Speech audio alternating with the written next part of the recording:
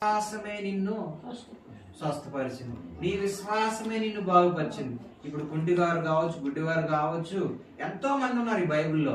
యేసుక్రీస్తు ప్రభువు సువార్త ప్రకటించినప్పుడు వాళ్ళకి ఒకే మాట అంటాడు, నీ విశ్వాసమే నిన్ను రక్షించింది, నీ విశ్వాసమే నిన్ను బాగుపరిచింది, నీ విశ్వాసమే నిన్ను స్వస్థపరిచింది అని చెప్పి దేవుని లేఖనాలు చెప్తున్నాయి. అయితే నీకు నాకు మొదట ఏం స్వస్థపరచబడాలని అంటే భౌతికమైన శరీరం కాదు కానీ ఆత్మ సంబంధమైన నీ హృదయం స్వస్థపరచబడాలి. హల్లెలూయా.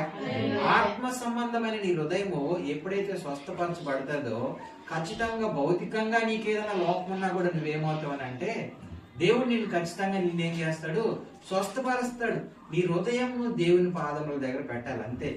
ఆయన అడిగేది ఈ సృష్టిలో దేవుడు నీ ఆస్తి, అంతస్తు, కులము, గోత్రం అవి ఏవి అడగడు కానీ నీ హృదయంను దేవుడు అడుగుతూ ఉన్నాడు. నీ హృదయము దేవునికి ఇస్తే నీలో ఏమొస్తుంది అంటే విశ్వాసం వస్తుంది, ఆయన వైపు ఎదురు చూస్తావు. అప్పుడు నీకేమనిపిస్తుంది అంటే నీలో నుంచి మారు మనసు అనేది స్టార్ట్ అవుతుంది. నువ్వు రక్షణ తీసుకోవాలనుకుంటావు, నీ పాపం ఒప్పుకోవాలనుకుంటావు. మనము అపరాధముల చేత చచ్చి ఉన్నప్పుడు ఆయన ప్రేమ చేత ఏం చేశాడంటే ఆయన క్రీస్తులో ఉన్న కృప చేత మనల్ని అందరినీ కూడా ఆయన ఏం చేశాడు, ఈ రోజు రక్షించుకుంటూ ఉన్నాడు. ఆయన ప్రతి ఒక్కరిని ఇక్కడ చూడండి ఏముంటది, మా యోహాను సువార్తలో ఆయన ఒక్కొక్కరిని ఏం చేస్తున్నాడంట, వెలిగించుకుంటూ వస్తున్నాడు అని చెప్తాడు. హల్లెలూయా. ప్రతి మనిషిని ఏం చేస్తున్నాడు, వెలిగిస్తూ ఉన్నాడు.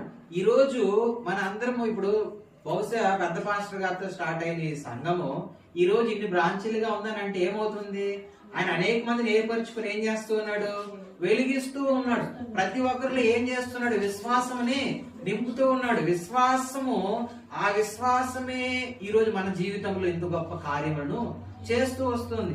ఆ విశ్వాసము ఎక్కడికి నడిపిస్తుంది అంటే నిన్ను దేవుని దగ్గరికి నడిపిస్తుంది. ఆ విశ్వాసం నిన్ను ఎక్కడి దగ్గర నడిపిస్తుంది అంటే నీకు రక్షణ ఇప్పిస్తుంది, అదే విధంగా నీ కుటుంబంలో ఉన్న వారి అందరికీ రక్షణ ఇస్తుంది.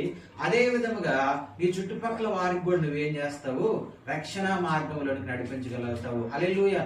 నేను రక్షణ అంటే బాప్తిసం కాదు, దేవుడు నాతో మాట్లాడిన తర్వాత 1 year, 1 సంవత్సరంలోనే 17 మంది మా ఇంట్లో వాళ్ళు రక్షణ పడ్డారు. హల్లెలూయా. ఒకే 1 సంవత్సరం. ఎప్పుడైతే నేను దేవునికి సమర్పించుకున్నానో, సమర్పించుకున్న వెంటనే 1 year లో 17 మంది మా ఇంట్లో వాళ్ళందరూ కూడా ఏ ఒక్కరూ తప్పిపోలేదు. అందరూ ఏం కలిగి ఉన్నారు, దేవుని రక్షణ కలిగి ఉన్నారు.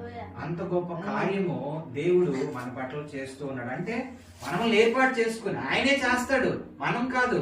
కాకపోతే ఆయన పని మనం చేసినప్పుడు మన కుటుంబంలో గొప్ప ఆత్మ సంబంధమైన కార్యములు చేస్తాడు దేవుడు. మనం అనుకుంటూ ఉంటాం రక్షణ పొందుకున్న వెంటనే మనం ఏం కోరుకుంటామంటే